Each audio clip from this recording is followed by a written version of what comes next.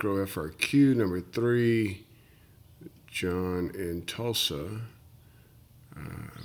Said his teacher assigned this, and he just wanted a little help with it. So let's see if we can make some sense of it.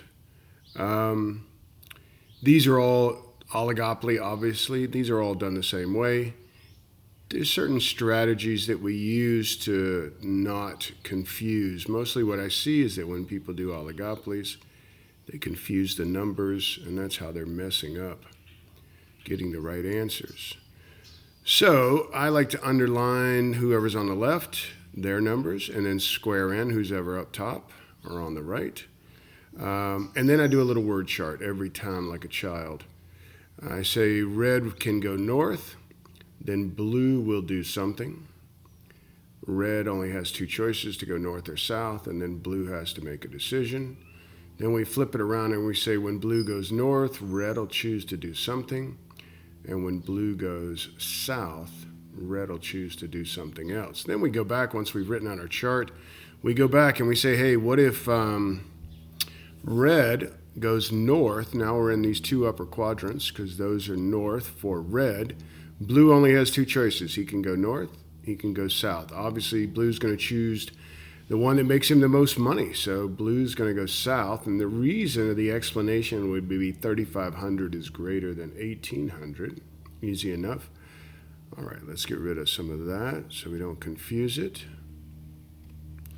Now instead, let's say that red goes south. We're in these bottom 2 quadrants. Blue only has 2 choices. Blue can go north, or blue can go south. Obviously, blue's going to choose the 4,000, so that looks like a north choice. 4,000 is greater than 1,000. We can see that. All right, let's get rid of these, and then let's play the game. If blue decides instead to go north, now we're in these 2 quadrants, and red shop can choose to go north or south. Clearly, red's going to choose to go south because 5,000 is greater than 900. All right, let's see if we can, oops, I need to get rid of these. Obviously, I don't draw this stuff on the exam. There's no need to, but it's good to just show it in the video. Here, blue goes south in these 2 quadrants. Red shop can go north, or red shop can go south. North, nobody has a dominant strategy here. North because 3,000 is greater than 1,500. All right. If nobody has a dominant strategy, there can be 0 Nash equilibriums, there can be 1, there can be 2. So you have to make sure you can recognize where a Nash equilibrium is. We'll talk about that in just a second. If red shop chooses a location south of the city, which location is better for Blue Mart?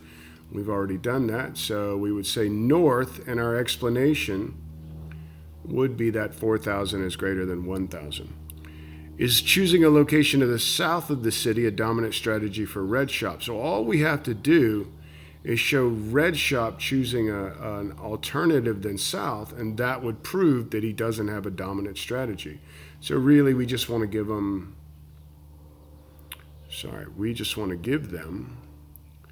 this information. When blue goes south, red goes north. Therefore, if he goes north, he can't have a dominant strategy to go south.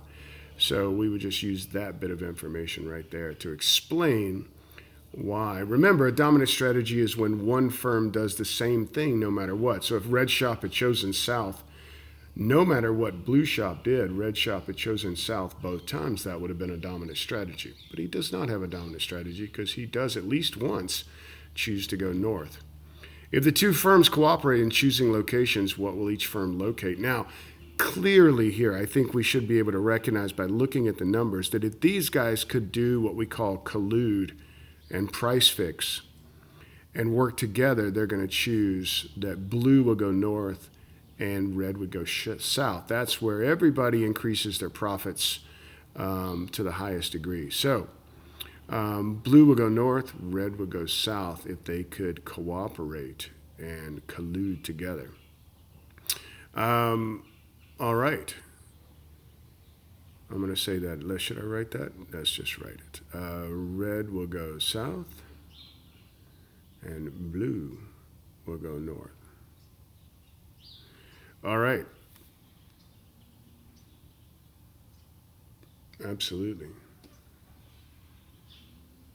Right in there, 2 quadrants. All right. D, assume the south suburb has enacted an incentive packet to attract new businesses. Any firm that locates south of the city will receive a subsidy of $2,000. All you're really doing here is redrawing the matrix and adding $2,000 to anybody who is in that southern location. So simply go in and find whoever's moving south. That's a south number. See that south right there? And that's a south number for Red Shop. So we would add 2,000 to each one of those. Here's south for blue, so that number right there would get another 2,000, and so would that. We can draw it real quick if we like.